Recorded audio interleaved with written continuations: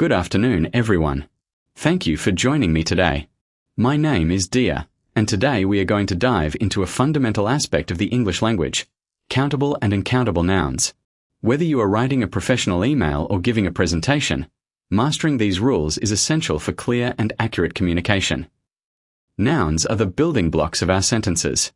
However, in English, not all nouns are treated the same way. We categorize them based on whether we can count them as individual units or see them as a mass. This distinction is crucial because it dictates which articles we use, how we conjugate our verbs, and which quantifiers like much or many we choose. Let's start with the straightforward category, countable nouns. These are things we can count using numbers. They have both a singular and a plural form.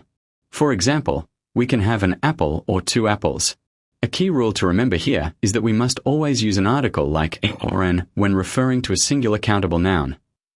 On the other hand, we have uncountable nouns. These represent substances, abstract concepts, or large masses that we cannot easily separate into units. Think of rice, water, or concepts like advice and information.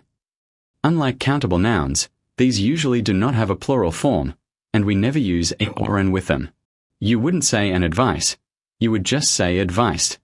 Interestingly, some nouns can be both countable and uncountable depending on the context. This often changes the meaning. For instance, glass as a material is uncountable, but a glass refers to the container you drink from.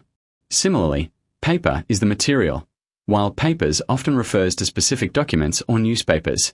Always consider the context to choose the right form. There are some special cases we should be aware of. Some nouns only exist in the plural form, like scissors or trousers, because they come in pairs.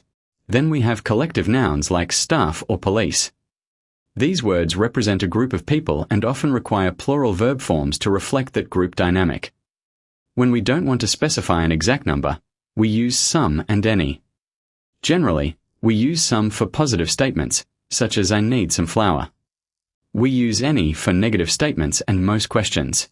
However, a professional tip, use some in questions if you are making an offer or a request, like would you like some coffee?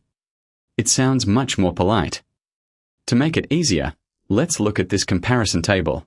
You can see how the structure changes between countable and uncountable nouns.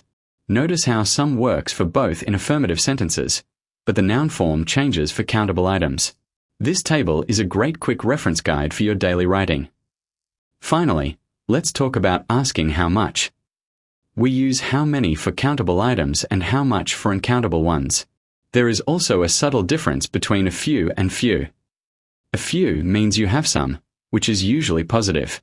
Few without there suggests that you don't have enough. The same logic applies to little versus little for uncountable nouns.